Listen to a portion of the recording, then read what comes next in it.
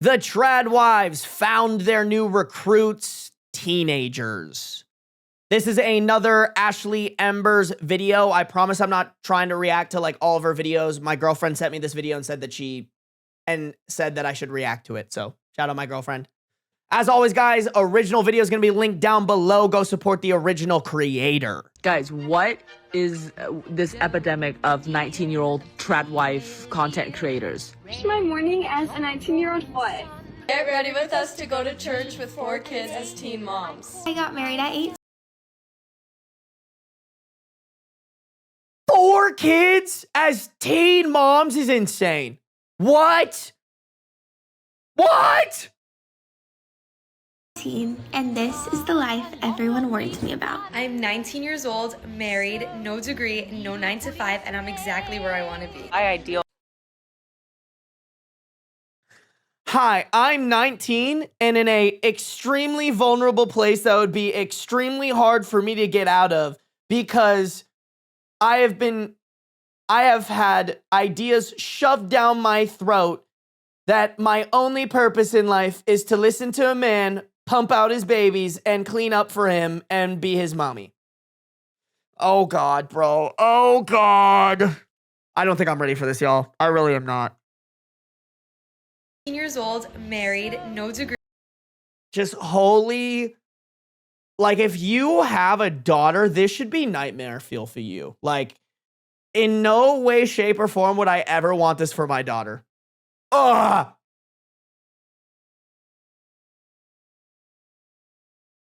Values. Terrifying. Imagine a life where the morning sun spills through linen curtains onto a farmhouse kitchen. Fresh bread cools on the counter, and wildflowers sit in a vase you picked at dawn. Your days are free from deadlines, spent tending a garden, baking from scratch, and watching your children laugh barefoot through golden fields, and every evening ends around a candlelit table. It's a life of simplicity, purpose, and timeless beauty. Now imagine the 16-year-old watching this on TikTok and believing it's actually real. Well, that is what we're dealing with today, because despite the fact that the leaders of the Tradwife movement have since denounced their titles, the trend hasn't died. The preteens watch— That's wild. The people that like started the trend are like, actually, this fucking blows. That's how you know it's bad.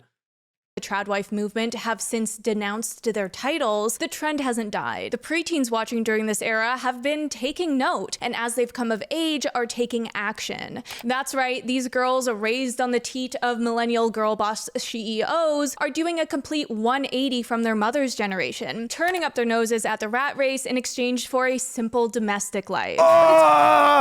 The beauty of patriarchy. How much of a fucking weasel do you have to be for that to be the type of content that you're like, yes, I want to make this. I want to make sure to support and shove down the throats of young teenagers the patriarchy, which puts women in bad situations. It is literally there to put women in the worst possible positions that they can ever be in.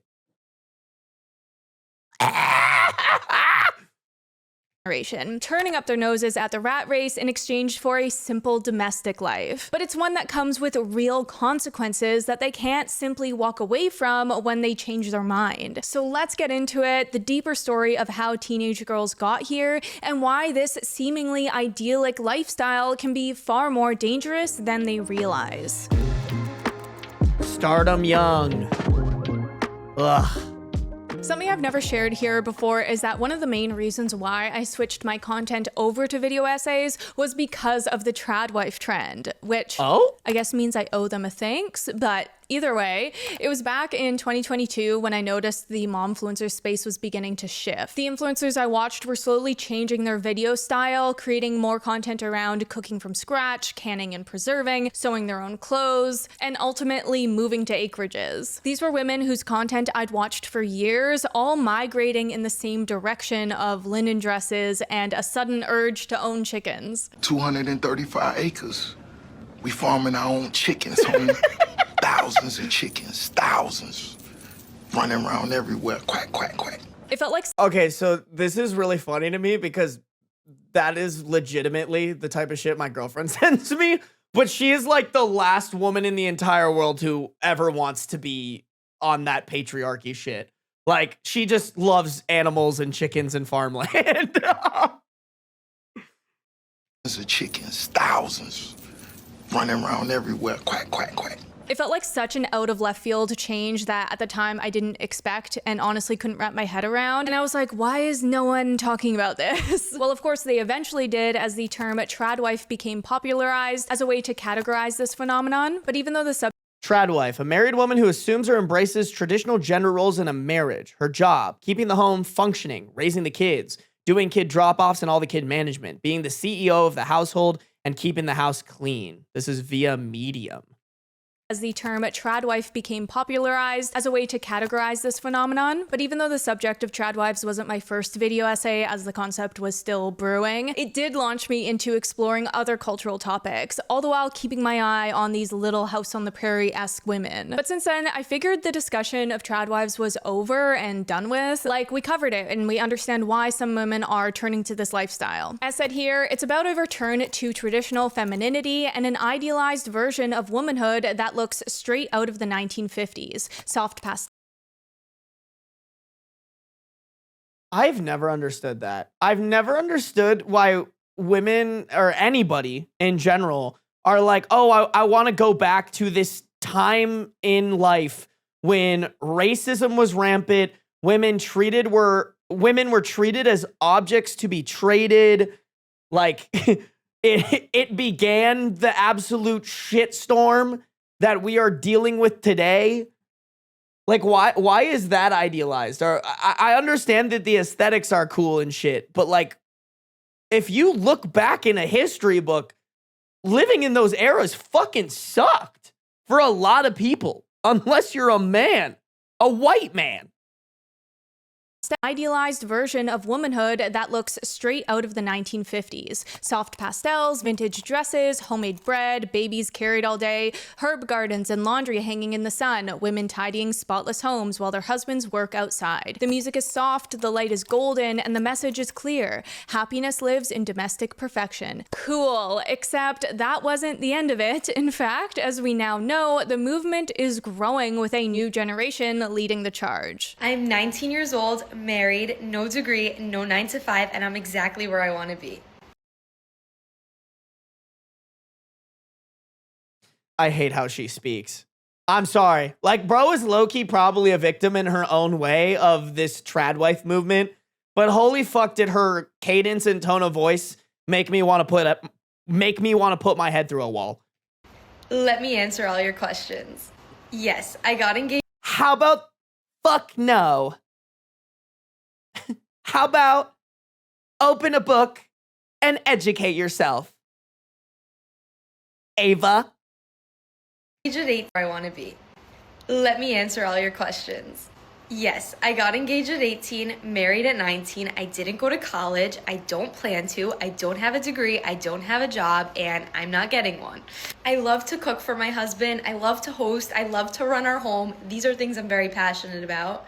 I get asked about this a lot, but me and my husband dated for 6 weeks before getting engaged. Also, yes, me and my husband.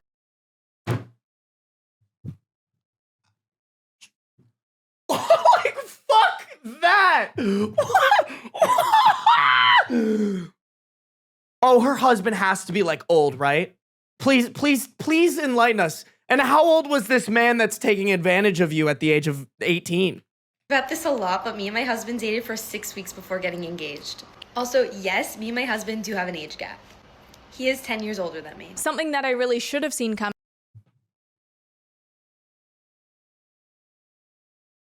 Who would have guessed it? Who would have guessed it? Where?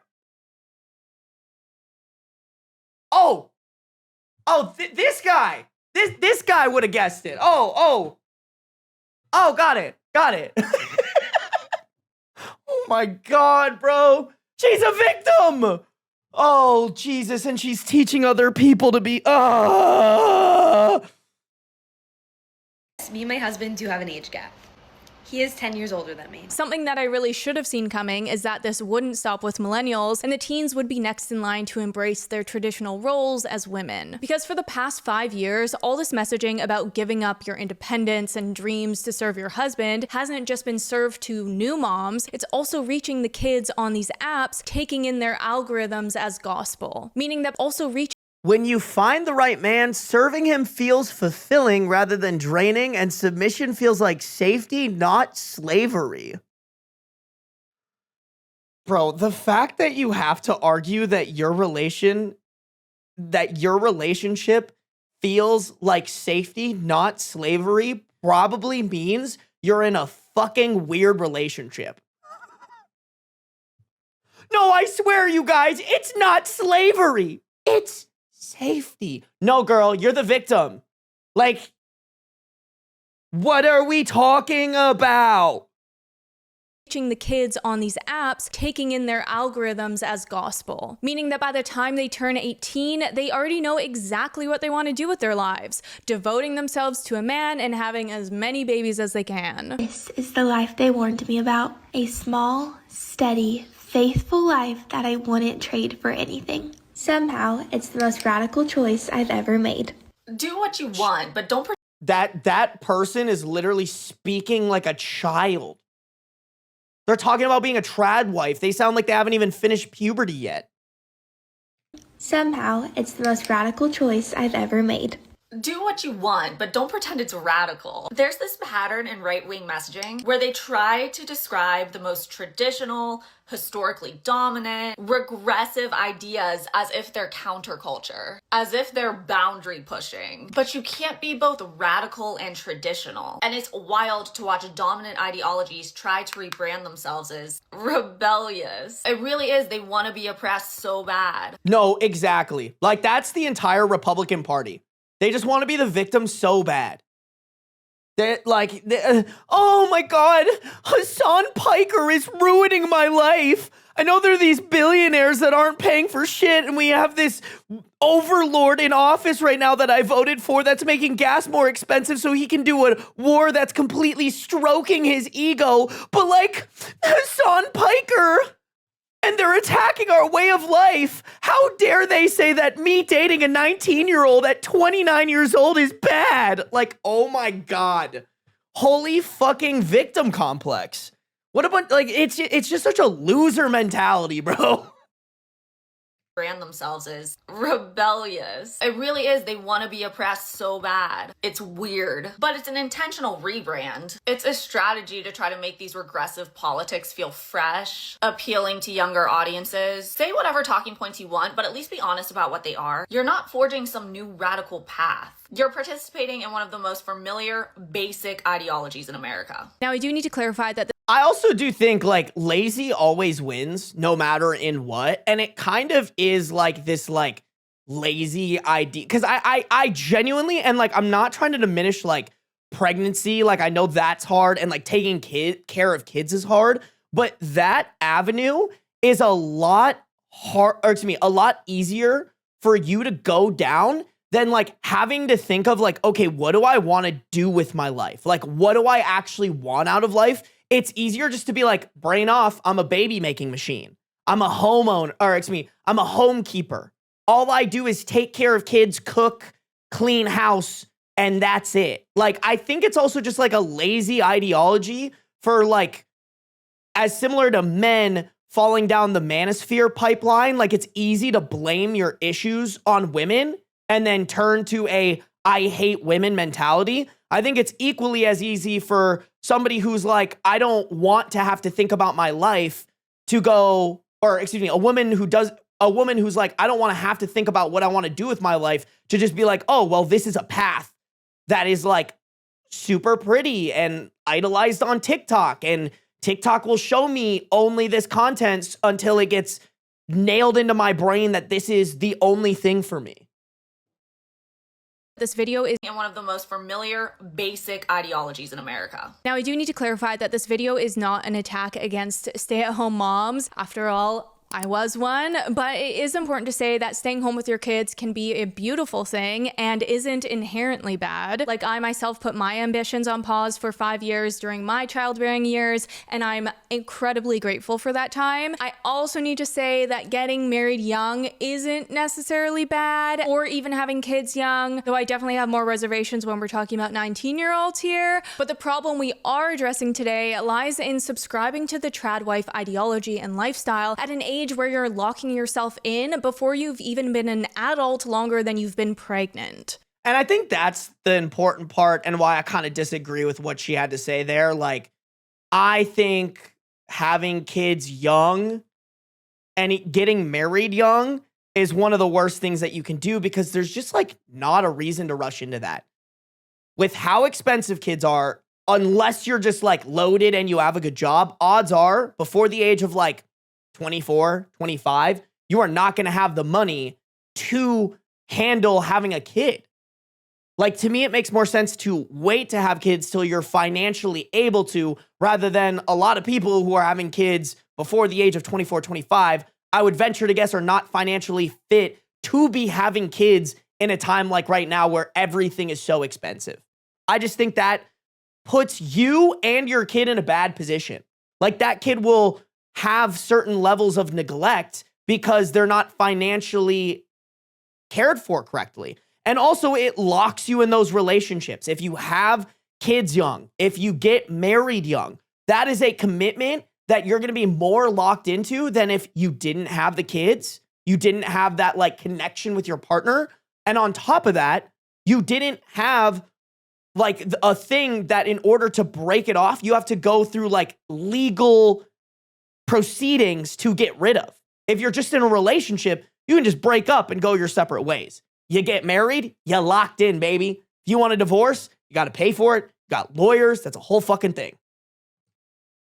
We're talking yourself in before you've even been an adult longer than you've been pregnant. We're talking 18, 19, and 20-year-olds buying into one life path that has no return to sender option. Because when you go #tradlife with no previous job experience, education, if that's something you're interested in, or just hard or soft skills besides kneading sourdough, then if anything were to go wrong, you have no backup plan and no way out.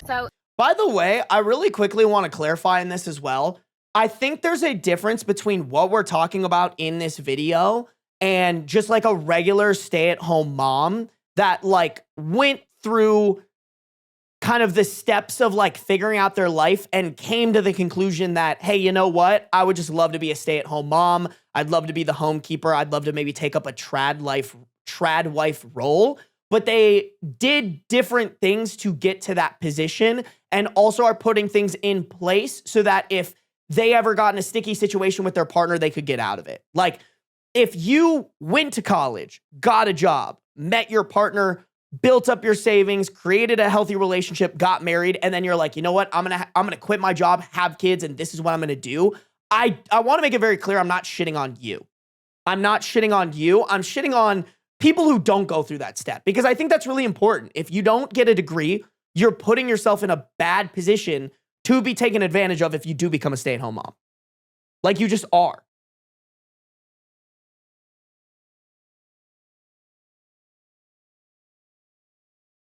Sarby, the young generation coming up doesn't understand finance. They have many streamers and people spending money without a care and want that. Here's the thing, Emperor Chaos, I do agree with you. I think there's enough education out there that if you want to figure out finance stuff, you can. Like, you just can. It really is up to your parents to teach you that stuff. I truly believe that. Like, that's a responsibility that parents should have for their kids. Like, if I have kids, I'm going to make sure I teach my kids financial literacy and how investing is important and all those things. But like, I don't think we should just throw up this like excuse that like, oh, because it's that way, we can't expect that from anybody. I think it's more that we should just start encouraging people to do those types of things.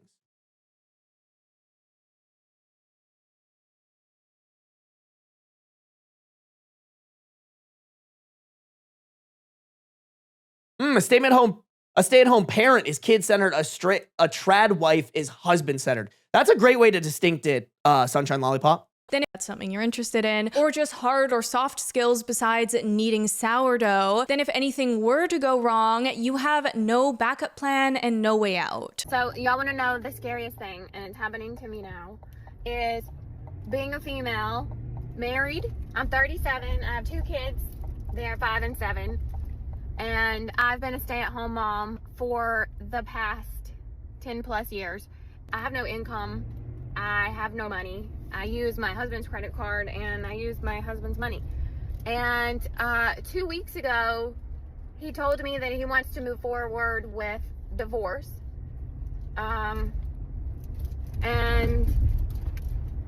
Today, I literally, like, I use an American Express credit card for everything. It's got my name on it, but obviously he pays the bill. He told me he's gonna cut it off, and I gotta, like, move all the automatic payments and stop using it. And he said, you need to start using your own card now. What card? I don't have a card. That is my card.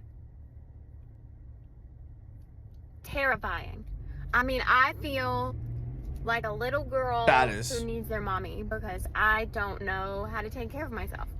And so this is why I always recommend, like, I'm trying to think, if I have a stay-at-home wife, like, we have to talk about a way that a part of my income goes into a separate account for her specifically. And I encourage her to, like, save her own fund. Like, obviously an evil fucking man isn't going to do that, but there should almost be, like, laws in place. Hey, if someone's going to be a stay-at-home mom, they need to still have their own money. Like, I truly think that is an important thing if you are a stay-at-home mom that you should talk about with your husband, because, like, you never know what's going to happen. And, like, it sounds like she wasn't even necessarily, like, a trad wife, quote unquote. She was just a stay-at-home mom who was committed to giving her children as much attention as she possibly could as a parent, and the husband's just a fuck ass who needs their mommy because I don't know how to take care of myself. And so in the name of feminism, I can't just idly sit back and watch these girls hand over their autonomy and their future to a man. Not because they shouldn't have the choice to do what they want if that truly is what they want, but because they've been brainwashed by tradwife influencers who are selling them a fairy tale fallacy. And while we all think my man would never betray me, the reality is that this does happen to a lot of women. Man would never betray me. The reality in 2023, over 1.8 million Americans divorced. Additionally, a third of Americans who have ever been married have also experienced divorce. Is that this does happen to a lot of women. So as an act of sisterhood, we should all be protecting ourselves, knowing that some of us will be the unlucky ones, unfortunately. That doesn't mean don't marry the man and don't have the kids, but have a monetizable skill set to have a bank account in your name, build your own credit score, have your own retirement account, and have a support system outside of your marriage. All things that are simple enough, but Sorry, I should actually read what that said. This year marks 50 years since women were allowed to open their own bank accounts without a man's permission. If you're a woman that doesn't believe in feminism, close your bank account, give up your phone and right to vote, and quit your job, because these are the things generations of women fought for. No, bro, whenever I see a woman talking some dumb shit about, like, feminism being stupid and that women are meant to, like, blah, blah, blah, blah, blah, like, and this is probably bad of me, but I have to, like, fight the urge. And I'm not like this with any normal woman. I want to clarify this. But whenever I see a woman spewing that stupid shit, I'm like, okay, practice what you preach then and get back in the fucking kitchen. Like, by your definition and your standards, you shouldn't be having a platform because you should be at your husband's beck and call at all points in time. Like, what the fuck are you doing with a podcast, with a mic, talking to your phone or whatever the fuck it is you're doing? Like, if you believe that women have to get, if you believe feminism is stupid and we should just bow down to the patriarchy, fine, bro, you're allowed to believe that, but, like, shut the fuck up about it and go do it. Like, you can't do this, like, hypocritical, paradoxical type shit where you're preaching this shit, but you're not actually doing the shit. Me personally, I'm like, girl, get back in the kitchen if you're going to preach that shit. I want to clarify. I would never say that to a regular woman, you know, like, that's disrespectful. but to some Republican ass brainwashed motherfucker, shut up. Account and have a support system outside of your marriage. All things that are simple enough, but actually counter the tradwife movement, believe it or not. Because even if you never end up needing it, if we all get on board with this, then nobody gets screwed over. A lot of these tradwives are in my comments talking about, my man loves me, he would never do that to me. Lucifer loved God. He still betrayed him. That's the thing, you can't be like, my man would never, my man would never, my man would never. Check the comments. These men be nevering like a motherfucker. I mean, honestly. That's such a good way to put it. These men be nevering the fuck out of that shit. Check the comments. These men be nevering like a motherfucker. I mean, honestly. And the institution of marriage, I am married. I've been married for 7 years to a wonderful, equal partner who is an amazing guy, an amazing dad. But I'm not stupid enough to not have a job. Because if he left me tomorrow, I don't want to have to rebuild my life. Just saying. I don't want to have to rebuild my life. It's one thing to have confidence in your partner, and I do have a high degree in confidence with my partner and of my partner, but I'm not delusional. And I'm not stupid. Okay, I'm not a fool. I understand that things happen. People change. Life is a constant motion of evolving. People are always evolving. So why would I put my trust in a man? And what these young tradwives don't understand is that you are a choice to that man. And he can make a choice to keep you, or he can make a choice to leave you. And the fact that you are willing to gamble your life and your 40s and your 50s and your 60s on being a choice for a man, girl. In the words of God damn. Give her a soapbox, give her a mic, give her access to every speaker on this planet and let her speak her shit, man. Like, I couldn't have said it any better. Why? And also, guys, I'm gonna pull in the full screen for this because I preach this a lot in my videos. And some people actually even have a problem with it. The only person that's gonna put you first is you. You can't depend on someone to save you. You can't depend on somebody to be fair to you other than you. You got to do that shit. You got to be your number one. Make sure you have your back. Like, you just never know. You hear stories all the time of people who are like, I trusted my partner, I loved my partner, they never showed a red flag, and then bam, switched up some shit on me. Like, this goes beyond just women. This is guy or girl. You gotta look out for yourself. Don't get me wrong. Give trust. Give yourself fully to someone, but don't put yourself in a bad position with them. I think that's just one of the worst things you could ever do. If you put your livelihood, your independence, your ability to function in this world on another human being, you might as well just put yourself in the middle of oncoming traffic. It's the same shit. You're putting yourself in a bad situation. this a choice for a man, girl. In the words of this really quick, shout out Black Belt, babe. I love her energy. I will take advice from this woman. She's awesome. Oh, I turned off my audio. I was like, where'd the audio go? In your 60s on being a choice for a man, girl. In the words of this ex-tradwife, Olivia, she says, I caution women who are tradwives because their whole lives depend on a man's love. It's all sunshine and daisies in the beginning, but they could end up like me. I wish I had gone to college and made a plan to be independent. When I got divorced, I had nothing. No career, no life skills, and no credit. Y'all know there are no old tradwives, right? I really appreciate this week Jessica Valenti and a bunch of other creators asking the question, where are all the old tradwives? Because they really don't exist. Tradwives age out, usually in their mid to late 30s. They get swapped out with younger models. They get left. They decide to leave. They deconstruct. This is interesting timing because Hannah Nealman just gave an interview in which she wore jeans.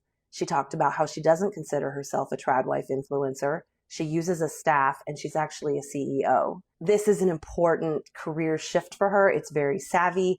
and someone who needs to keep evolving and understanding that her relevance is going to change because she's at that critical age. And you can see the wear and tear if you're looking at Tradwife influencers.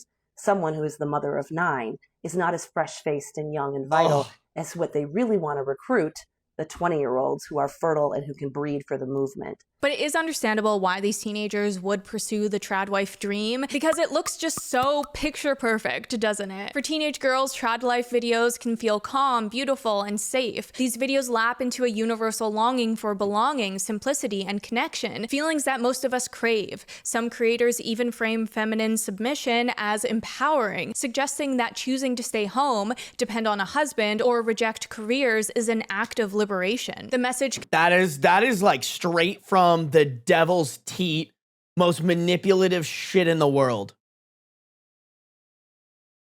Choosing to stay in your comfort zone, depend on a man who is going to switch up on you and take advantage of you at every turn, and reject something that could give you freedom is an act of liberation. What a bunch of fucking baloney.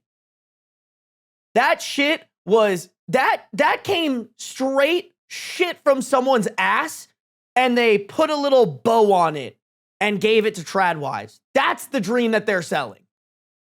Can sound freeing, a husband, or reject careers is an act of liberation. The message can sound freeing, but it blurs the line between choice and pressure. And because TikTok's algorithm feeds users more of what they already watch, just a few curious views can quickly fill a teen's feed with similar content, making it seem as if everyone is living that way or wants to. Job. I don't want to be a corporate girly. I don't want to climb the ladder. I don't want to be a boss babe. I don't want to do any of that. I don't want to be the breadwinner. I do not want to do that. And that's the problem here, is that the lifestyle they're selling is fake, or at least not the whole story. All the slow mornings, sipping coffee, baking bread with a baby on your hip, hanging 100% cotton laundry on the clothesline in your backyard, and cheersing drinks with your toddler at your weekly coffee shop dates is the epitome of the motherhood highlight reel. Because while all those moments in isolation are beautiful, the bigger picture is what always gets left out. The truth is that to take on this role, for the most part, means giving up your autonomy, at least while your kids are young. So today I thought I would share with you my top 3 phrases that helped to get me through those hard days. And remember, you've got this, mama. Phrase number 1, fuck my life. One is more under the breath. Phrase number 2, I can't do this. You haven't had your needs met, and over, I can't even tell you, is an excellent time to say, I can't do this. Phrase number 3, and my personal favorite, is a man could never.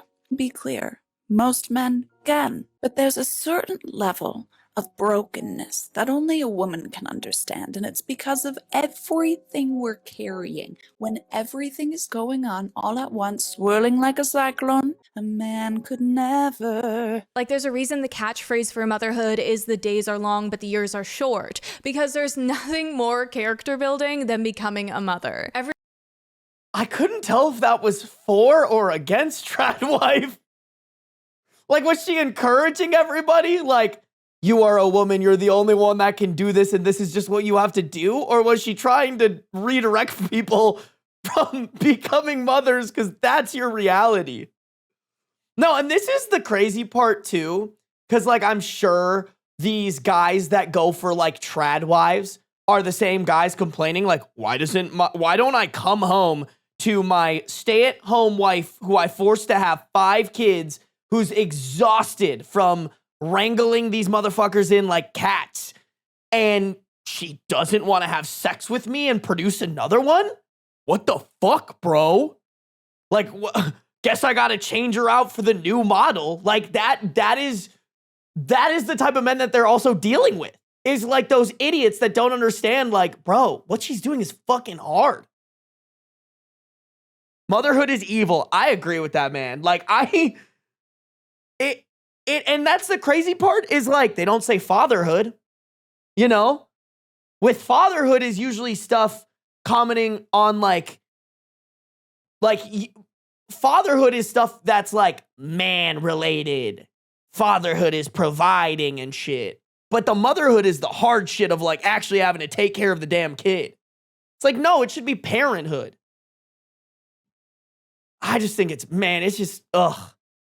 years are short. Ever. Like, there's a reason the catchphrase for motherhood is the days are long, but the years are short, because there's nothing more character building than becoming a mother. Every day is a long list of the same tasks on repeat with nothing to really show for it at the end of the day. Same loads of laundry are folded, dirtied, and folded again. The same meals are cooked and cleaned a minimum 3 times a day. The same toys picked up on the same floor 10 times a day, just to be dumped out again when you turn your back. I like to say it's as if you're in fight or flight all day long, just trying to keep the children alive and going from one chaotic moment to the next. And then all of a sudden it's 5 p.m. and the house looks like you haven't put an ounce of effort into keeping it tidy. All the while there's no promotions, no performance reviews, unless you count children screaming at you for opening their yogurt for them because they wanted to open it. There's no paycheck and there's no clocking out. It's just an endless loop of invisible, thankless labor that resets itself every single morning, building to a whole life of nothingness, which This is good birth control chat. I can't even lie. that resets itself every single morning, building to a whole life of nothingness, which I understand is the most depressing view of it. And I don't mean to frame it that way. I'm just saying that is the other side of it. Being a stay-at-home mom is honestly the closest thing to feeling like you're going insane. It's the same routine every single day, same messes, same tantrums, same tiny arguments over absolutely nothing. You're overstimulated. You're bored at the same time, which should not even be possible. It's wild because people talk about it like it's this peaceful, soft lifestyle.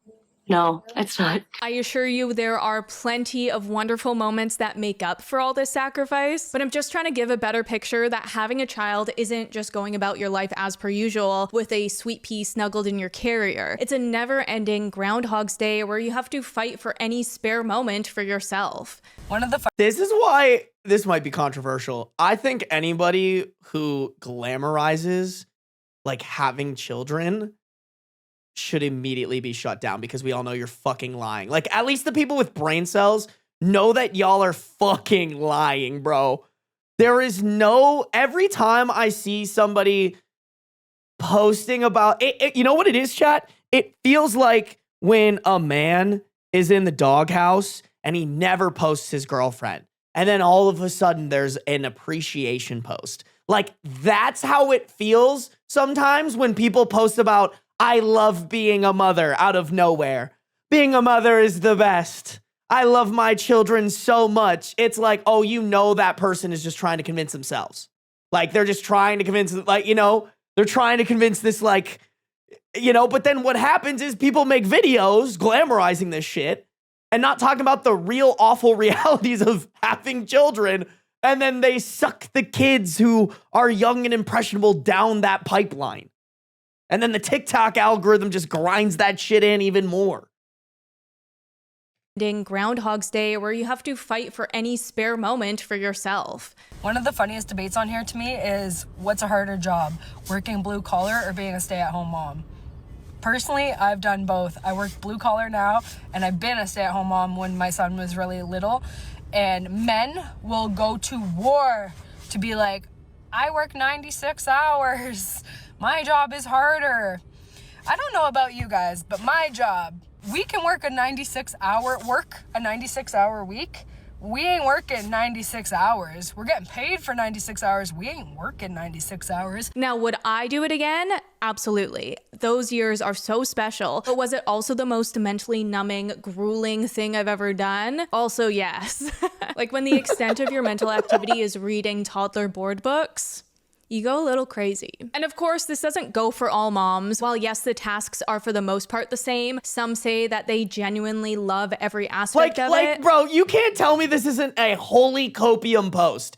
You seem happier. Yeah, I actually love motherhood and this season of life. I've grown into a version of myself I never knew I needed, and I refuse to buy into the idea that moms have to be miserable or lost versions of themselves. Like, bro, you're just trying to convince yourself.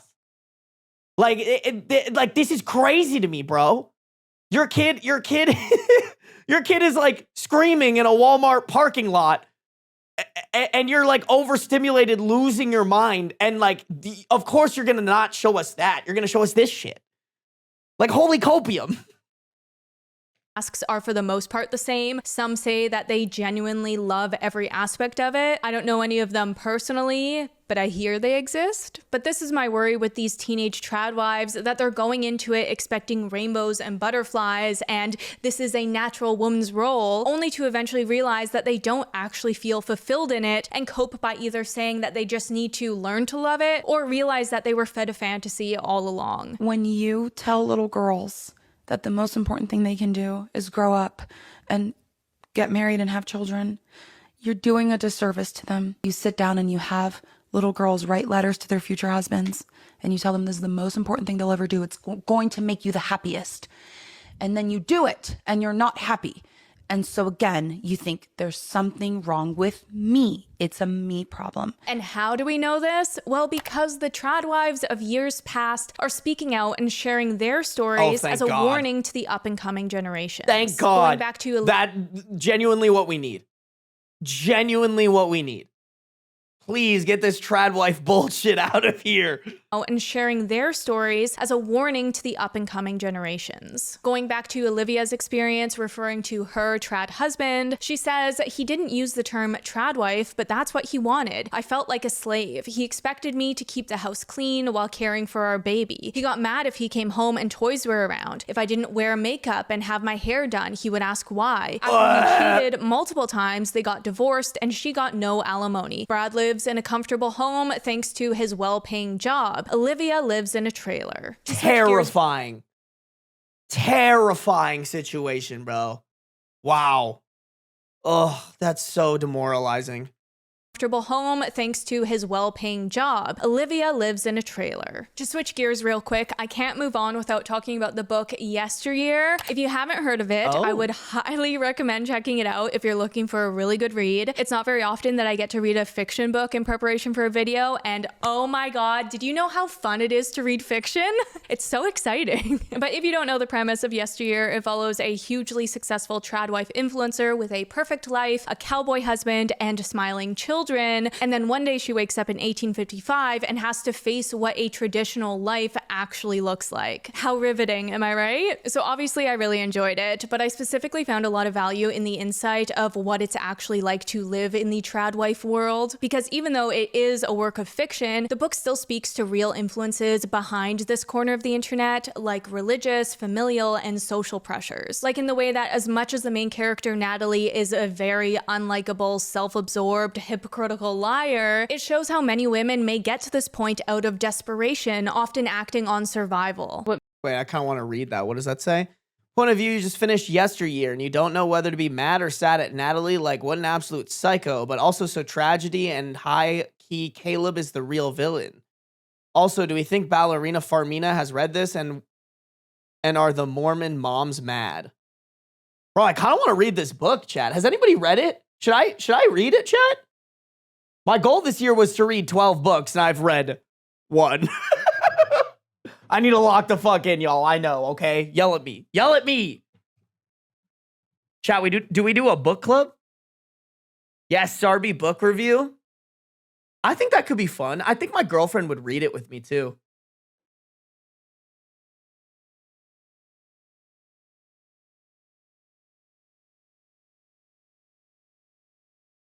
You should always read, Sarby. I literally read to you guys for an hour and a half. That's literally my job, is to read, bro. God forbid a man is a little tired after reading for an hour and a half straight. God forbid. Start a book club, call it Book B. I kind of like that, actually, low key. That's kind of fun, honestly, chat. Shee. Okay, maybe we'll do it. Maybe we'll do it.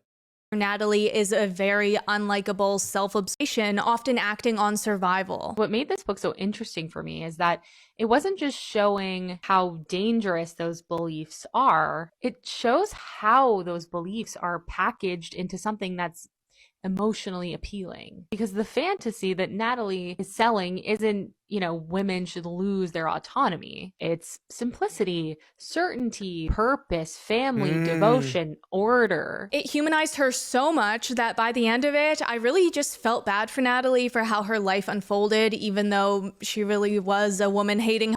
Because at the end of the day, like, I think sometimes those are the best books. When you are given a character who you do not like, but at the same time, you have to feel sympathy for them. Like, that is one of the, like, you know what it was for me? It's not a book. I apologize. But The Penguin I felt like was like a book where you like knew that this guy was just a fucking evil guy, but like low key, you were kind of rooting for him.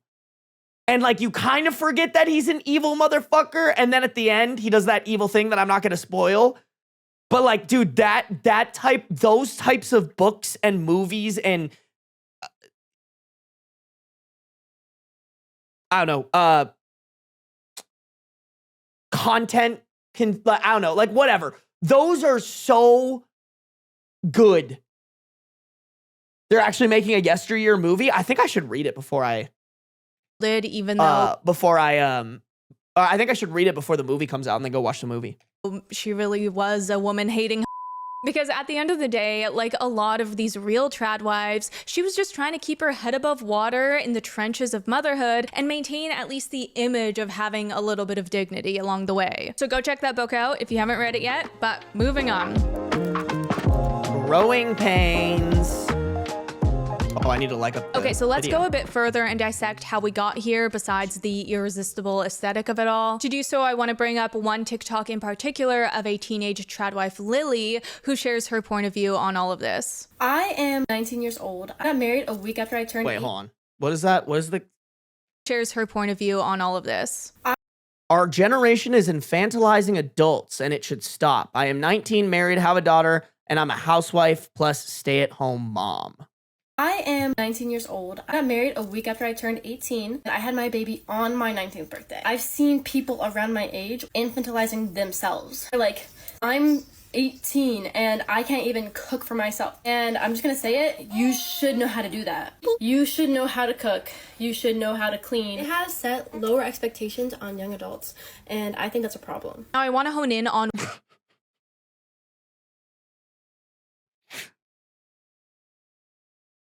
Girl, like, you are fresh out of the womb an adult. Like, I just don't understand these people that don't see adulthood as if it's like almost their own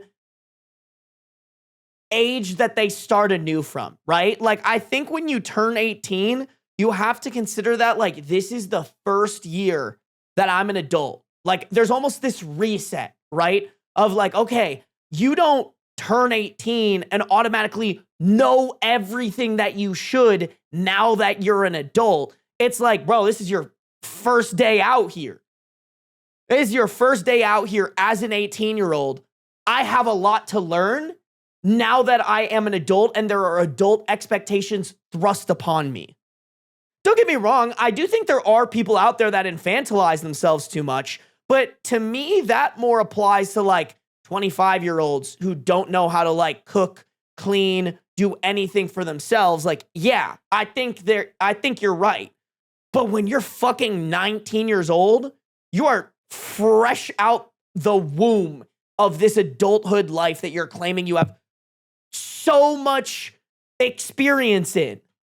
It has set lower expectations on young adults, and I think that's a problem. Now I want to hone in on one aspect of that, which is this idea that we have infantilized the newest generation, which I do agree with for a certain bunch of them. In a lot of ways, millennials have gentle parented too close to the sun, removing all barriers in childhood that build resilience. I did do a whole video on this, which I will link below, but when these coddled kids grow up and enter adulthood, they have no capacity to handle hardships or failure. It's also important to note that this inability to grow up isn't about reaching traditional adult milestones that have all been dismantled with the death of the American dream, like going to college or buying a house, or as Lily says, settling down and getting married. Rather, it's a rejection of the responsibilities that are required of you when you emerge from the hand-holding of childhood and into the independence of standing on your own 2 feet. As said here, between ages 6 and 12, children are learning that effort produces results. They build things, solve problems, and discover what they're capable of. When that process goes wrong, whether through harsh criticism or repeated failure or lack of encouragement, the result is a deep, lingering sense of inferiority. The child learns that trying is dangerous because failing feels devastating. But while we see this as a growing trend with kids these days, the refusal to grow up is far from a new concept. All the way back in 1983, psychologist Dan Kiley was slapping the label of Peter Pan syndrome on young adults, based off the fictional character who refused to leave Neverland,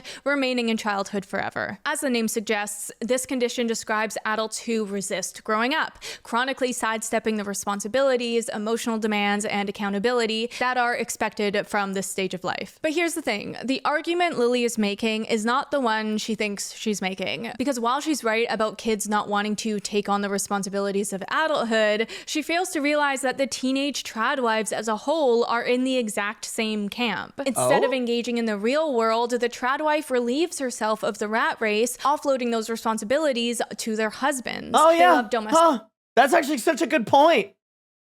I would have never connected the dots on that.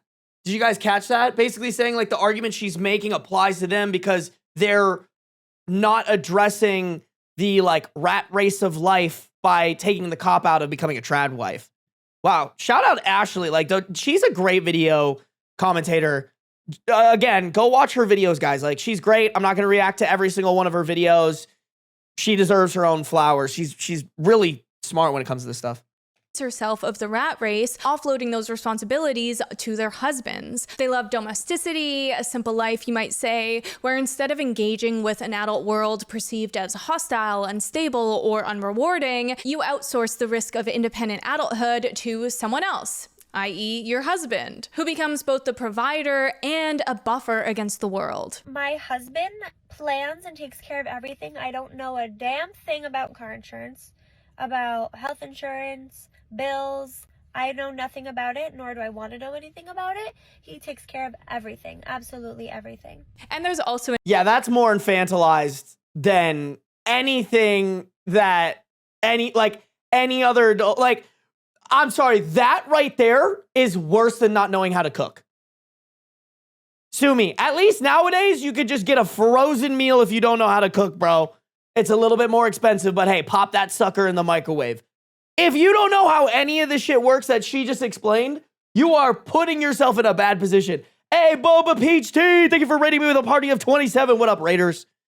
We are reacting to the Tradwives found their new recruits, teenagers, and then we're going to play a little Subnautica, bro. Subnautica. Thank you for the raid, Boba. I appreciate it. I genuinely, how do I give people shout outs? I forgot. Fuck. Chat, how do I give people shout outs?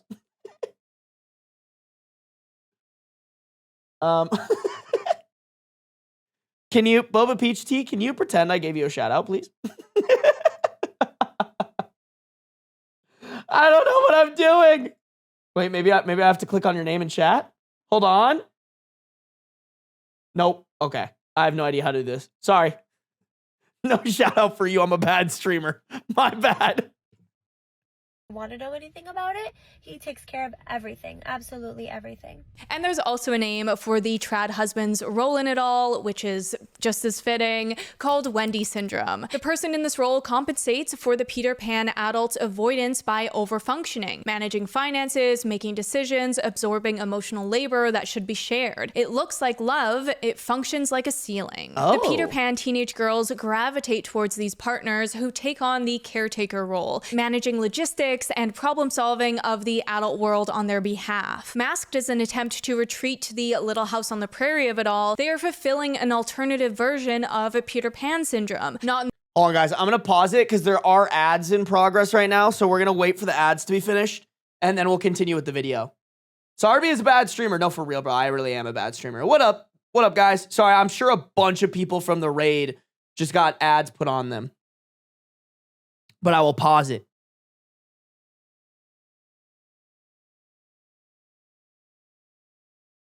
How was the stream, by the way? Ad jail, don't perceive me. I got you, Bubba Peach Tea. Don't worry. We paused it. I pay more bills than my sis in our apartment and she cooks and does dishes. Ha ha ha. Yeah, I think what's important though is to just teach your sister the bill paying process, right? And I do think there's some things in this world that you can offload to your partner. Like that's kind of what a partnership is. That being said, to not know anything about that process, I think is a downfall, right? Like, for example, with me and my girlfriend, I would say I'm better with finances than she is. I still want to teach her the things that I know about finance because at the end of the day, I want her to be able to function without me. Like, cause like, let's not even talk about like, if I'm a bad partner and I leave her hanging. Let's talk about if I fucking died, right? Like if you have this wife who doesn't know shit for shit, or you know what? You guys are mostly women in chat. Let's say you have this husband who's fucking helpless, doesn't know shit for shit, and you die. What is he gonna do? He's gonna be fumbling, stumbling around, doesn't know where anything is, doesn't know how to access any of your guys' accounts, doesn't know how to pay your credit card bills. Like there has to be at least education and knowledge around how it works and how to go about it, because like it's all connected. Like it's all like even if you're not in a sketchy situation, there may come a day where you need to know that stuff. If you have a husband, all right, you know what? I'm lesbian. You know what? Low key, fine. Husband, wife. You know what? From now on, I'm just doing it for examples of me. Fuck chat. God forbid I'm straight. I came out on default settings, bro. Okay. I think everybody's back from ad jail, so we'll continue. On the prairie of the adult world on their behalf. Masked as an attempt to retreat to the Little House on the Prairie of it all, they are fulfilling an alternative version of a Peter Pan syndrome. Not in the way of laziness, as we know being a mom is a lot of work, but through retreating into an imagined, simpler, and safer existence. I've seen a lot of talk about the 18-year-old like trad wives, and I've seen a lot of women, very feminist women, do these takes on it, and I think it's so sweet that so many women care so much to like warn these trad wife women and warn these women that have like literally no safety net at all and are highly likely to be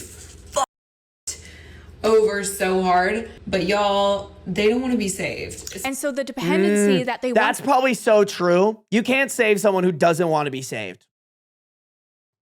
That is just the unfortunate truth. Is like there are probably people who want to be delusional and want to think that their husband isn't going to drop them for the updated model, and there's like nothing you can do about it. Put hard, but y'all, they don't want to be saved. And so the dependency that they once put on their own parents has just been transferred onto their husbands, allowing them to go through life without developing the typical skill sets of adulthood, like decision making, financial literacy, global awareness, and the ability to navigate a workplace environment. And as a cherry on top, they're even willing to give up their rights because you don't need them anyway. There's no better example of this than the insane movement of women wanting to give up the right to vote. Seriously, can't believe we're having this conversation in 2026. But if you haven't heard, that's paid propaganda.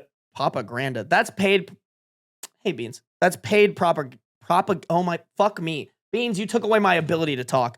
That has to be paid propaganda by either the Republican Party or Israel. Like, you cannot convince me that those influencers haven't been placed on camera and fed into the industry so that they can keep plugging that propaganda.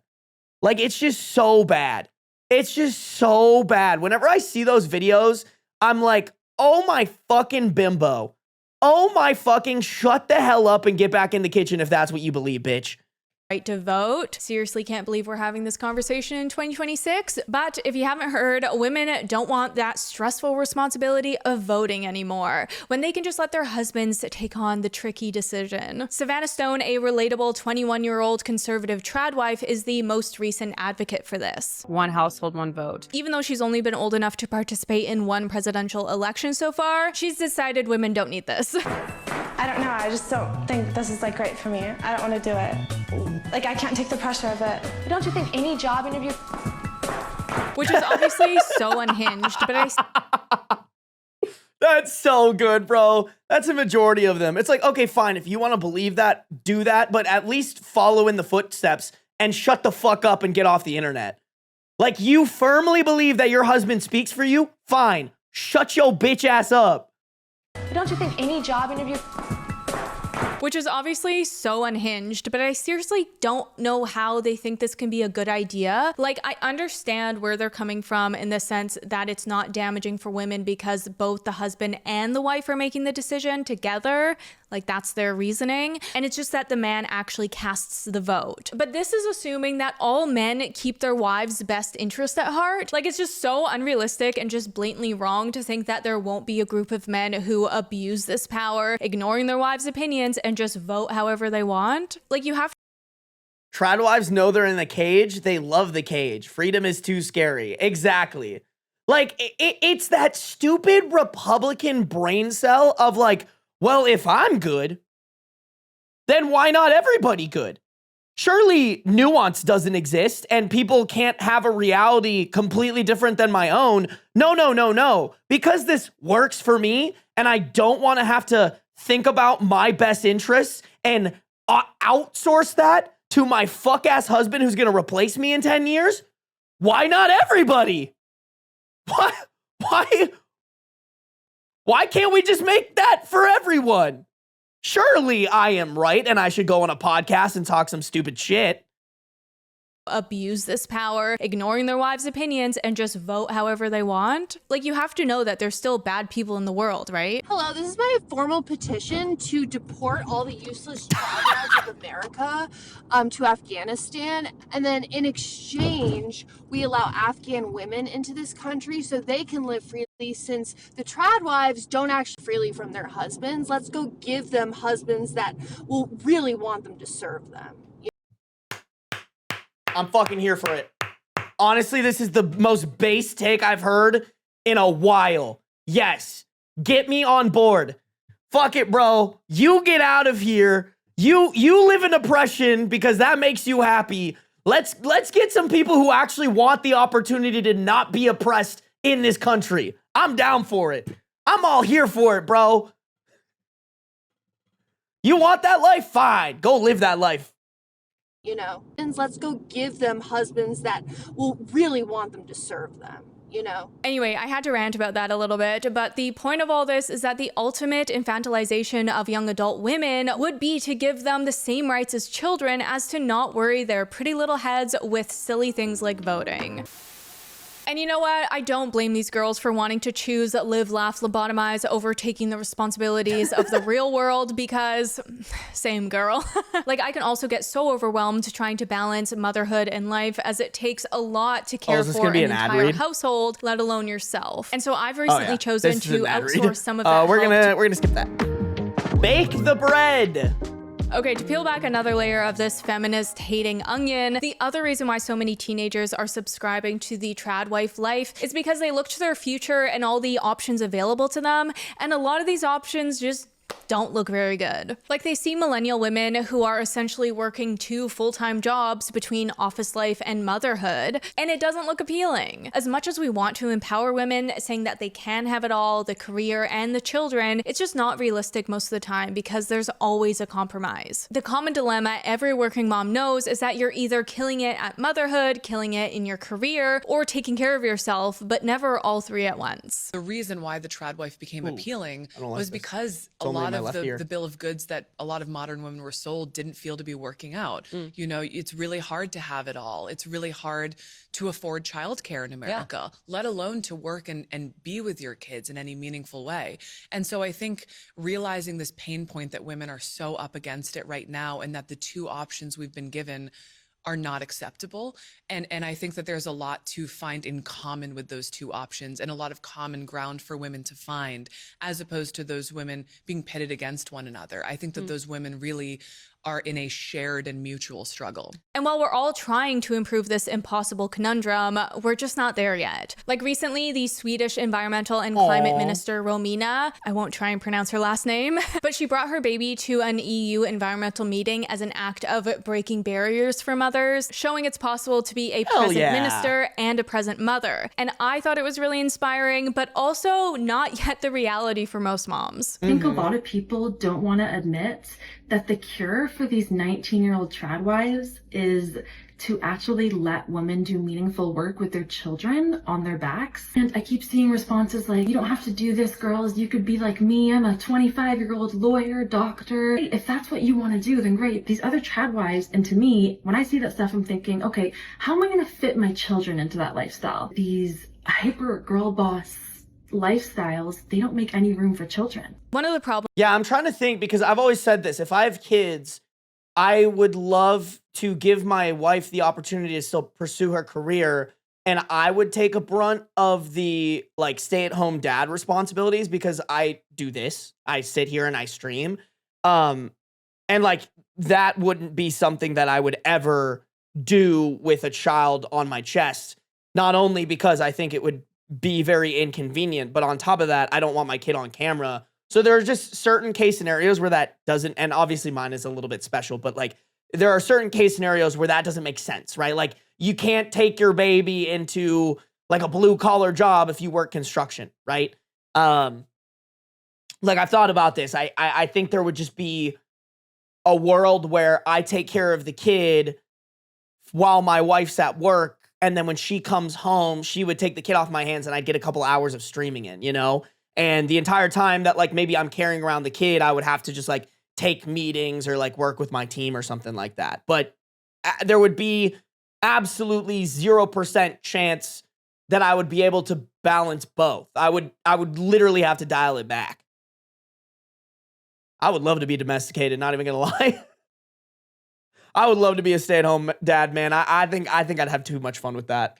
Hyper girl boss lifestyles, they don't make any room for children. One of the problems with being a modern working mom is that it isn't a two-way street with working dads, also known as just dads, because the expectation on women is so much higher that you're supposed to win the bread and bake it too. And I didn't come up with that phrase. It's actually from this research paper where they talk about the double standard of female breadwinners. Our paper provides evidence that men's inability or unwillingness to do home production may play a substantial role in both what is holding women back in the labor force market and in why relative earnings matter so much for marriage. Thus, the next frontier of gender equality may be encouraging men to lean in at home, including teaching home production skills and changing norms about task provision from a young age. Women are frequently accused of being gold diggers by men, but I very rarely see men called out for what they really are, which are labor diggers. Ask a man to describe his dream woman and he will describe a domestic servant who loves to stay home and cook and clean. And what they're saying here— oh my God, chat, we're yoinking that. Mine. Normalize calling men a bunch of labor diggers. Oh, that— I'm going to have to pronounce stuff better. Diggers. You know what? Maybe we don't say that one because that one, if I stumble over my words, could be a bad one. Labor digger. But it's so good. It's so good, chat. I want to say it so bad. Labor digger. I'm just going to have to be really good about my words. I'm going to have to just be really good about my words because that applies to so many men. Labor wanters? Nah, I think the dig, because everybody says gold digger, you know? That one's easier to say because you can kind of roll the gold into the word. But labor digger is such a good way to describe it because there's so many of them. Like we see that on Reddit all the time. And usually we refer to it as like, that guy wants the woman to be his mother, but labor, like, I love it. I love it. Stop saying digger, it's bad. Nah, bro. I think it's a good, I don't think we should avoid it because it's, like, I think, here's the thing, y'all, because y'all know how I advocate for this. We need to start calling men shit. Like there needs to like I feel like when people talk about gold diggers, that only refers to women. Men aren't called gold diggers. Men aren't called sluts or whores. Like I want more terms that can be used like derogatively against men because that's what we need. There are robot, you can't say dig. I'm not, you know what? I'm not gonna say it, not a robot. But this is fucking crazy, bro. That's crazy. That's crazy. Labor leeches.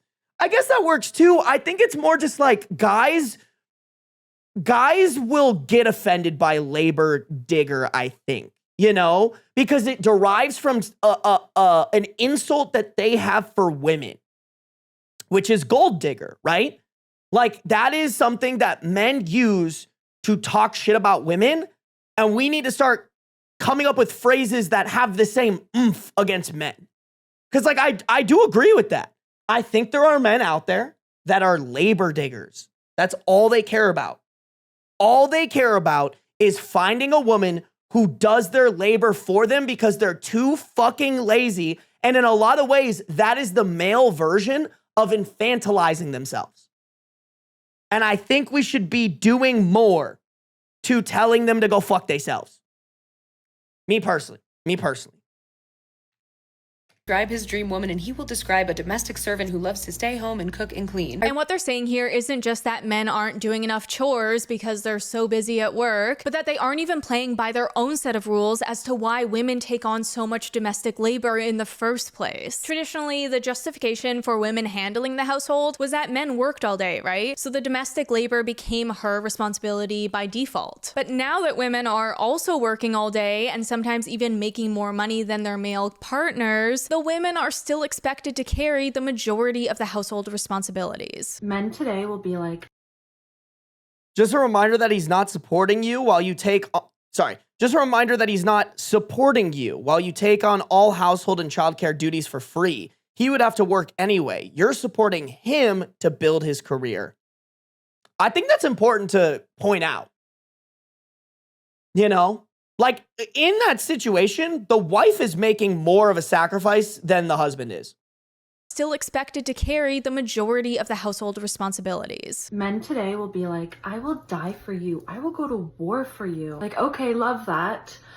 But will you wash a dish for me? Seen here, 50% of successful married women are primarily responsible for meal preparation, compared to only 9% of their husbands. And 51% take time off from work to care for a sick child, compared to only 9% of their husbands. Career women also contribute an average of 11 hours a week to managing and executing household chores and responsibilities, which constitutes 61% of the total time spent on these weekly chores in their homes. Now, I do also have to say, this is not all men, of course. Like, there are plenty of men who carry their fair share of responsibility, but as we can see in the data, they are the exception to the rule and are far outweighed by the men who don't. I hate it when men complain about shit like this. It's like, yes, okay, when women say all men, like, most of the time they're not, like when my siblings talk shit about men, I know as a man that I am not included in that group of men that they're talking shit about, because I have made an effort to distinguish myself from the stereotypical man that Ashley is talking about in this video, right?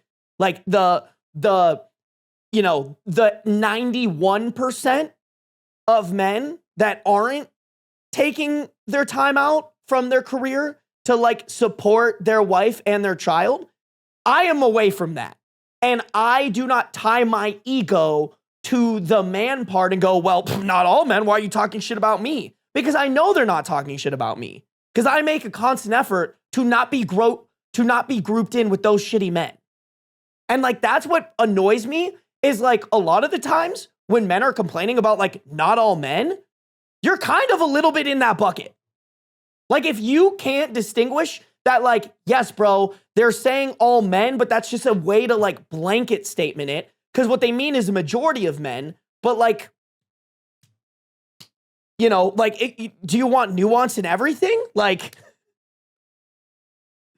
you're just trying to find something to bitch about rather than supporting them and being like, yeah, I know you're not talking about me. And like, this is a problem.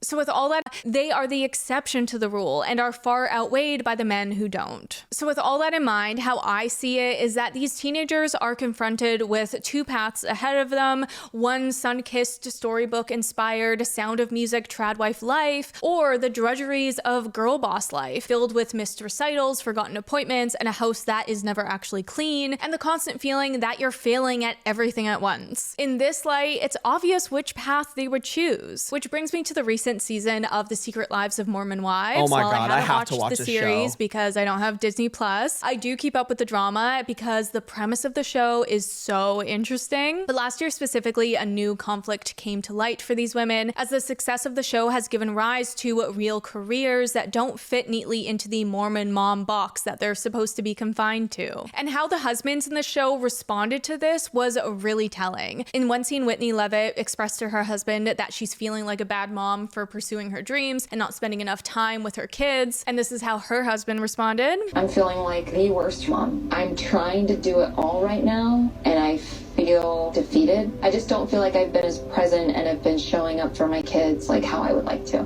You don't need to worry about that. I have that covered. I promise. Aww, simultaneously, that's cute. Jen. Oh my God, I was expecting the worst, chat. I'm not gonna lie. That's a rare Mormon W right there. What? That's like a real man to me. It's like, bro, you're stepping in so that your wife can live the best life that she can. Like, that's what a partner does. Worry about that. I have that covered. I promise. Simultaneously, Jen Affleck, in the midst of her success, was confronted by her husband, essentially guilt-tripping her for not being home more. See, I don't want you to feel mom guilt, but like, our kids do miss you. I try my best to have a nurturing side, but like, I'm not mom. Yeah. Miss you. I try my best to have a nurturing side, but like, I'm not mom. Okay, call me a bad person, but he kind of has like the gay accent. Am I crazy for saying that? Call me crazy. Call me. Do miss you. I try my best to have a nurturing side, but like, I'm not mom.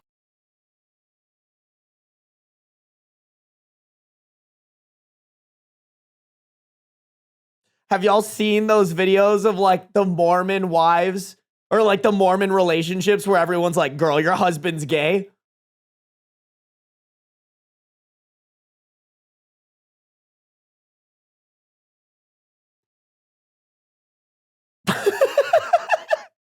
Sorry. Just, interesting. Yeah, you're feeling mom guilt. Well, yeah, because I can't be mom. I can't do it like you do it. I can't do it totally right because I'm a man and I'm not meant to be with kids all day. I'm meant to be doing what you're doing, which is building a career and building an identity outside of the home. And so, yeah, there's really only so much I can do while you're gone, Jen. Weaponized incompetence to a T. I'm trying, but I'm just not that nurturing. Guess what? A lot of women don't feel naturally that nurturing either, Zach. But guess what? We do it. Suffice to say, I was so angry by this, but it goes to show the double standard for many women trying to make a name for themselves or just find purpose in work outside of the home. Because no matter what you do, it will never be enough unless you're embracing your homemaker role wholeheartedly, with a smile on your face and the smell of fresh bread in the air. This is the world teenage girls are faced with, one that doesn't appreciate the work that they do either way, so you might as well lobotomize yourself cosplaying as Anne of Green Gables and frolic off into the sunset. Know your place. Okay, so the last thing I want to do real quick is completely dismantle the whole traditional household hierarchy, or at least I'm gonna try. So whenever a tradwife talks about their role in the household, it always comes down to a man's role is to lead and the woman's role is to serve, right? Like the whole idea.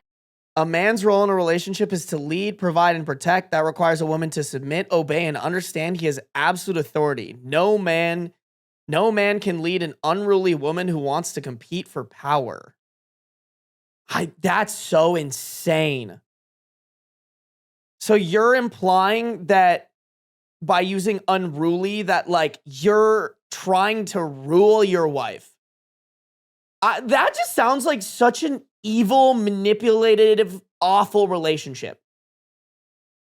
I would rather, and I mean this so genuinely, blow my shit off smooth. Like if my girlfriend ever feels like she needs to submit to me, obey and understand, I have done something wrong. Like that just feels disgusting and gross. Also, this dude just looks like he hits his wife. Like this guy for sure abuses his partners. Like holy fucking domestic abuse case coming through. Is that the man is the head and the woman is to lead and the woman's role is to serve, right? Like the whole idea is that the man is the head and the woman is the neck. And I just think that's so silly because who told us that? A man? If women were naturally Yes. submissive, they would have f***ing submitted by now. God knows we have taken every measure to make women just obey, and they just keep, like the Terminator, getting back up and fighting again and again and again. Like, you know, I've seen countless Manosphere podcasts talking about how we just cannot train these hoes. Now listen, if your reasoning for this is because the Bible says so, I'm not going to tell you you're wrong. But I will say, for one, that this idea that the man is the head of the traditional household in which he's barely present in is pretty silly. Like, sure, Bro, I need, like, Christians should be studied the way that they use the Bible as, like, justification for their shitty beliefs. Like, it's like, oh, well, Harry Potter, in the Harry Potter series, when I turn 13, I should get an acceptance letter to Hogwarts. So, like, clearly my Hogwarts is coming through because this book said so.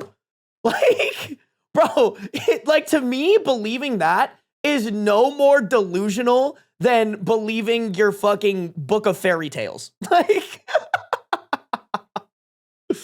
household in which he's barely present in is pretty silly. Like, sure, I understand back in the day when women didn't have any rights and the man ran the household because it was also the business, farm, the shop, or whatever it was, then it would make sense to say that they were leading the family. But in today's day and age, that's not the case. In the modern Tradwife household, the woman typically does all the cooking, the meal planning, the cleaning, the organizing, running the extracurriculars, homeschooling, and adapting the house as the kids grow. And the man works, maybe mows the lawn every once in a while. But like, how is he the head of the household when he doesn't even know? Me ordering all the household things that my husband has never thought about once in his life. Yeah, like just as much as there's like an infantilization on like the woman's end of like, oh, I just can turn off my brain and my husband does everything. There's also the husband's aspect of like, oh, I turn off my brain. I have no idea where the mop is. I have no idea where the vacuum is. I have no idea how to cook, clean, take care of my child, change a diaper. Like that is also an infantilization. What the F is for once in a while. But like, how is he the head of the household when he doesn't even know what the F is going on in the house, you know? Like, I swear, ask one of these men what size shoes their kids wear, and that will tell you real quick who's actually running the show here. I just really want a husband that's gonna like lead me and lead our household. So real. Like, I don't want to plan the meals. You can make them. Oh, no, that's not what I mean. That's my job. I just want him to like lead the household. Oh, like plan events and like manage the kids and like that kind of thing. No, that's management. That falls to me. He leads. What is he leading? I'm lost. That is why I think it's so silly to offload all the family decision making to the man who has the final say in the matter when he doesn't know what the family. Freud would be proud, Sarby. You right, my bad. I probably said that. I said that and it probably wasn't a Freudian slip, but like it was probably accurate as fuck. The family decision making to the man who has the final say in the matter when he doesn't know what the family needs. Like, you're really gonna let Tyler pick what house you're gonna buy when he isn't aware of the day-to-day logistics of the household, like which rooms get used the most and need to be prioritized in the layout, how much extra storage you need, which neighborhood offers the amenities you frequent most, or even where you'll need to put up baby gates. Like, yeah, you can tell him, but that's my point. Women are running the household, and yet the men get the credit for leading it. If you ever find yourself scrolling through Tradwife TikTok, one thing you'll notice really quickly is Tradwives never refer to their husbands by name. It's always the husband, my husband, or hubby, but they don't even mention their husband's first names. And after a quick thought experiment, I've realized why they do this. And it's because calling their husbands by their names would remind us, the viewer, that he's ultimately just some guy. And once we remember that he's just some guy, everything about the aesthetic falls apart. It becomes so unserious. Like, take the statement, I believe it's my duty to obey and submit to my husband. Sounds serious, right? Even if you don't agree with it, sounds archaic, medieval, high stakes. Now take the statement, I believe it's my duty to submit to and obey Keith. Keith? Who the fuck is Keith and why are we submitting to his bitch ass? Keith. Oh, is there ad jail again? Oh, sorry, chat. I apologize here. I'll pause it a little bit. I'll pause it a little bit. Josh. Even Ben. It is my job to submit to Ben. Like, that's my fucking, Ain't nobody should be submitting to me. If anything, it's the household submits to Beans. Like, that motherfucker runs this shit. He says jump, I say how high. Agile is done, cool. Keith? You married a Keith? The man you're submitting to is Keith? We all know a Keith. We all know some guy named Keith. No one should be submitting to a Keith, even if he is your husband. Keith isn't a king. Keith isn't the lord of the manor. That's Keith from accounting. You let Keith from accounting talk to you like that? As an offshoot of...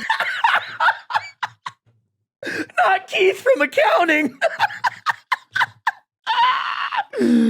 Oh, that's so good. That's such a great way to put it.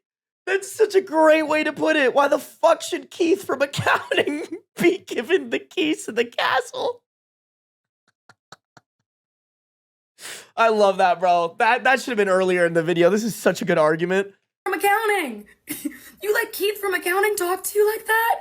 As an offshoot of this, the idea that men take on this role because they are natural leaders is just blatantly wrong. It's just what the patriarchy has fed us for so long that we've taken it as gospel. Are better leaders. I'm wondering when that starts, okay? Because it's not when they're babies and they're toddlers, because we all know girls do everything first. And when your girl does something first, like let's say she starts talking first, reading first, potty training, whatever it is, they're like, it's because you have a girl. That's why. Okay? Then we get into elementary school and boys are misbehaving way more than girls and everyone's like, boys will be boys. Like, it's because they're young boys. Okay, so they're obviously not the best leaders at that age. Then we get to high school. I don't know if anyone remembers, no boys ever helped with group projects. I did them all. So I wouldn't really say they were leading the group projects either. And then when you get your license, boys' insurance is way higher because they have way more dangerous driving incidents, reckless driving, drinking and driving, all of the things. So I wouldn't really say like they're leading that either. And then when you get to university, it's been shown that women are better with money, they're better at budgeting, they're better at tracking their finances, all of the things. So I'm just wondering, when do they take that leap? But I have yet to find one time in a man's life that they're shown to be better leaders than women. Because it's not when they're infants, it's not when they're elementary school age, it's not when they're in high school, it's not college. So when is it? Is it like as soon as they graduate, it's just like, oh, they're good leaders now. Like, and it doesn't take... Yeah, I think leadership isn't something that is bestowed upon you naturally. And even if it is, it's more from a egotistical narcissist tendency than like a natural ability. I don't think it comes from gender. I don't think it comes from race. I think it comes from personality and then also practice. So I would actually argue I'm a really good leader, but I haven't been a great leader in the past. Like it wasn't something that I was just innately born with. I think I'm just good at it now because my confidence has gotten a lot better, and running a business, you have to be a leader. And I've run enough businesses where I hire contractors and have to lead them on like how to do things, how to edit, how to like support me to the point where like I can't afford to be a bad leader. But I was a bad leader. I think everybody innately is a bad leader unless they practice it and flex it. And like the good leaders in the world, like let's throw out Elon Musk. Like I don't think Elon Musk is a good leader. I think he's just a delusional narcissist.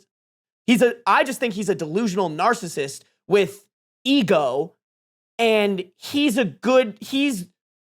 leads because he brute force leads. He doesn't actually do a good job at leading. Good example is the fact that he can't hold a marriage for the life of him, and his kids fucking hate him. Like, as much as everyone likes to claim that he's a good leader, he's fucking not. Elon Musk is a goddamn loser. A genius to realize this, right? Character traits like multitasking, empathy, weighing long-term consequences, fairness, and democratic decision-making are things that we can all agree make for great leaders and are typical strengths of women. Said here, as for job performance skills, women get higher marks than men in all of the measures tested. Standing up for one's principles in the face of political pressure, being able to work out compromises, keeping government honest, and representing the interests of people like you. Even when looking at surveys of the people, we see that Americans believe women have the right stuff to be political leaders. When it comes to honesty, intelligence, and a handful of other character traits they value highly in leaders, the public rates women superior to men. But what do we always hear when questioning women's leadership abilities? That's right, women are too emotional. Meaning what exactly? Too empathetic? Like we actually care and that's our biggest downfall? People will say women are too emotional to be leaders because men have convinced the world that anger is not an emotion. I will never get over the evil genius of the patriarchy for rebranding men's anger as power and women's anger as hysteria. A 2021 study in Scientific... Yeah, no, any guy that says that is just a fucking uneducated, misogynistic piece of shit. Like, bro, you want to talk emotional? Look at the fucking orange Oompa Loompa shitting himself in the Oval Office because he had a pole stuck up his ass from a miner who kicked it. Like, that guy's too emotional to be leading us. He started a war over a dick measuring competition. Like, no fucking way that argument has any point to stand in this day and age. I think if you truly believe that, you're just a misogynistic fucking idiot. Rebranding men against the world that anger is not an emotion. I will never get over the evil genius of the patriarchy for rebranding men's anger as power and women's anger as hysteria. A 2021 study in Scientific Reports observed the regular emotions of 142 men and women. Researchers found that the emotional fluctuations of male participants were similar to those of female participants. As you can see, men are just as emotional. It often just comes out in different ways, like in the form of anger. And yet that's seen as a strength, not a huge flaw in their ability to make rational decisions. If women are more emotional than men, why are men so significantly more likely to engage in emotionally driven behaviors? Violent crime, men, 92%. Drunk driving, reckless driving, men. Self-unaliving, 72% men. Going to therapy to deal with your emotions, women. Scoring higher on EQ tests, which is just an academic way to understand how fit you are for dealing with your emotions. Women are higher on average. Okay, rant over. Dude, I love Dean. That motherfucker spits. I love him. I love him. Fit you are for dealing with your emotions. Women are higher on average. Okay, rant over. Let's take a moment and let men get their panties out of a knot. The point of this isn't to hate on men or say that they're bad leaders and women are better than men. I'm just trying to dismantle the idea that men are by default better rulers just because they've strong-armed their way into that role for centuries. Like, the answer isn't a Barbie Land style takeover of the government. Though I wouldn't complain, but that both men and women bring different strengths to the table, and the best outcome is if we have a balance of both genders in leadership roles. Like, obviously, why isn't that obvious? But the same goes for how to run a household. In my opinion, everyone should just be playing to their strengths. That means the husband leading where he's best and the woman leading where she's best, calling it what it is without watering it down by saying you're serving your husband. I want to do this again because I did this in the last video and I kind of liked it. I'm going to give my final thoughts first. I think it just all in all is more dangerous for women to empower empower them to pursue Tradwife and to have these ideas that men need to lead, it is dangerous for them. Like, it is exactly what those men want, which is for you to be underneath their thumb and at their beck and call and their whim, just doing anything and everything for them to the point where that puts you in a vulnerable situation. And I think the hard part about content is anybody can make it. So these 19-year-olds are glamorizing their life because they have no fucking clue they're going to get dicked in 10 years, right? And that doesn't matter, that that's getting shown to 13-year-olds who are going to grow up for the next 6 years thinking that this is the path that I need to take. I don't need to pay attention in school. I don't need to think for myself because eventually I'm going to marry a man who is going to take the reins of my life and I'm just going to be here to pump babies out, cook, clean, and be at his beck and call.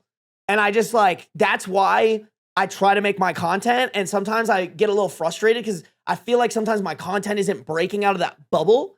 Like, that's honestly why I started doing more short form content, is like, I felt like that at least would allow my content to break out of the bubble that I'm in on YouTube, where like YouTube, my stuff doesn't necessarily get pushed to a new audience a lot. And that's kind of my fault. I need to be better about trying to figure out how to do that.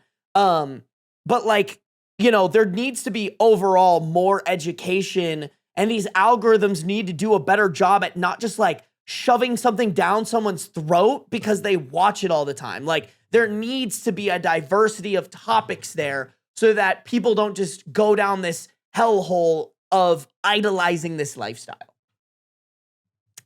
Those are my final thoughts. Let's see what Ashley has to say. Okay, final thoughts.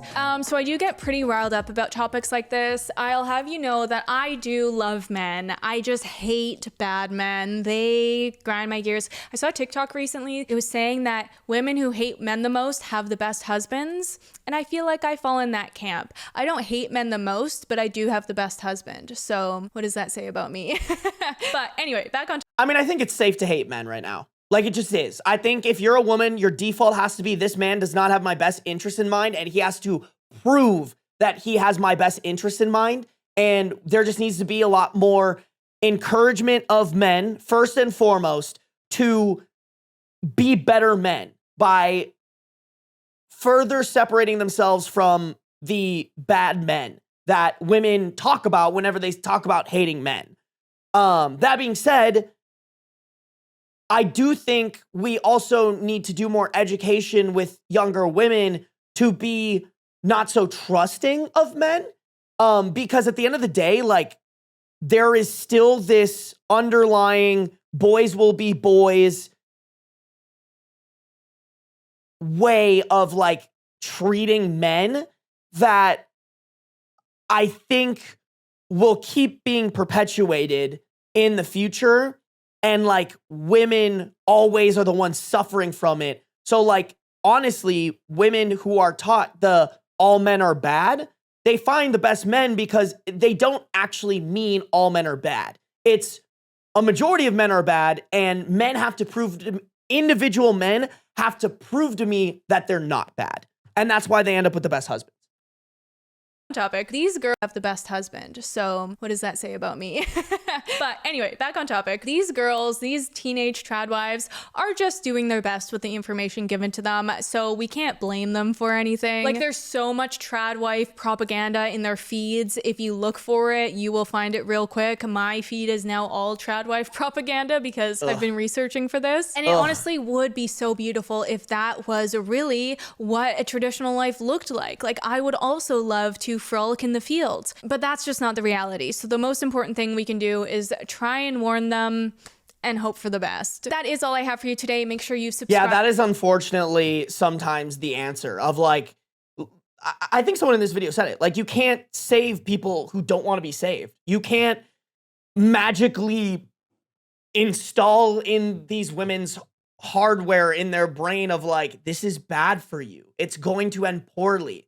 Like, some people just have to learn through like, some people just have to learn by touching the stove. You can tell them that the stove is hot. You can tell them that the stone is going to hurt. You can tell them that the stove is going to hurt them. But at the end of the day, Some people just need to learn by touching the stove enough to the point where they're burnt. And that sucks. That sucks. And I think a lot of it has to do with better parenting. But unfortunately, as we've learned, parents don't be parenting their children. They really don't. Or they have parents who are telling them, yes, daughter, go and depend on a man. Because I was never taught any better. And therefore, why would I teach you any better? Insane, man. That's why I do love the social media shit, man. I really do. It makes me happy that I actually know for a fact, like, people have seen my videos and it's gotten them out of shitty situations because I've encouraged them to get out of those shitty situations. And, like, that's all I can ask for, man. That's really all I can do is just hopefully come out with so much content that at some point, someone who's struggling will come across it and get out of a shitty situation, because not only just me, but chat encourages them get out of that situation. Some leopards have to eat a few more faces. Unfortunately, yes, bro. Unfortunately, sometimes the leopards gotta eat the faces, and that's just how that shit works. It sucks. It really sucks.